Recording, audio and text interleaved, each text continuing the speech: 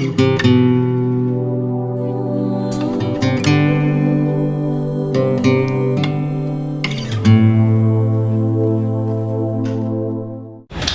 imagine my surprise. We're sitting in a little Hanuman temple with my Guru Maharaji.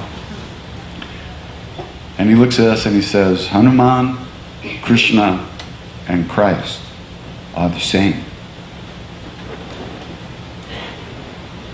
Terrific. Just what I wanted to hear. But he began to talk to us about Jesus, you know. And there was such sweetness and such depth of emotion when he would talk about him that we were really in awe. We were shocked. Now, Maharaji was a very unusual saint, as you've heard. He didn't write books. He didn't give teachings, formal teachings. He didn't give lectures. He didn't initiate people, you know. He just shined like the sun. And all we like to do is sunbathe, you know. Just sit around in that sun and bathe in that love. You know? So this Canadian guy shows up one day. And he's here. I always tell this story wrong, but hell with it, I'm going to tell it anyway. It was Raghu. He showed up. And he didn't know the way Maharaji is. So when Maharaji said to him, what do you want? Why did you come? He thought he should give like a spiritual answer, you know. So he said, could you teach me how to meditate? He never talked about that stuff. He talked about your families, what's going on in your family, who's this, who's that, and that. But he never talked about those kind of things like that. So he just said to Raghu, go in the back with the other crazy people, the Westerners. Go on, get out of here. And as he's walking away, he says, just meditate like Christ. Oh, go on. So he came to the back of the temple where we were hanging out, and we were kind of debriefing him, you know. Where are you from? What did Maharaji say to you?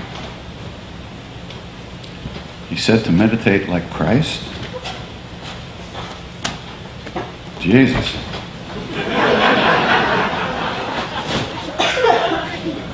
But then we thought about it, you know. And if he said that, then he must know. He must know how Jesus meditated. And so, okay, we thought when he comes back to be with us, we'll ask him. Because we're always trying to get him to give us some discipline, some practices to do, you know. But he didn't seem to do that much. When we asked him, how do you find God? He said, serve people. When he said, how do you raise Kundalini? He said, feed people. What do you do with that? How do you understand that? You know, it's like, wait, I got to do something. Tell me what to do. We just couldn't understand where he was coming from and what he really meant. So now we thought, okay, we got him. He said this. He must know. We'll ask him. He'll tell us. We'll do it. We'll get him just like that. So later on, he came into the back of the temple to hang out with us. And Ramdas said to him, Baba, you said we should meditate like Christ. How did he meditate? So it seemed like he was about to say something. But instead he just stopped. And his eyes closed. And he sat in front of us, completely still. So still that it felt like the whole world had stopped turning. And after a couple of minutes, 2 tears came down his cheek.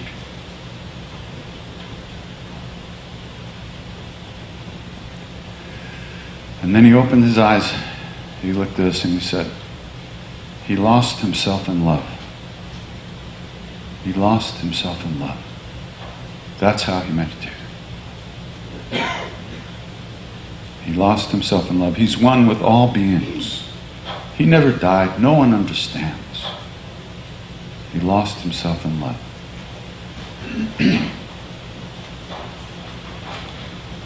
How do you do that? If there was one reason I went to India in the first place, it was to try to find that love. And I found it. But how? How do you lose yourself in that love? How does that happen?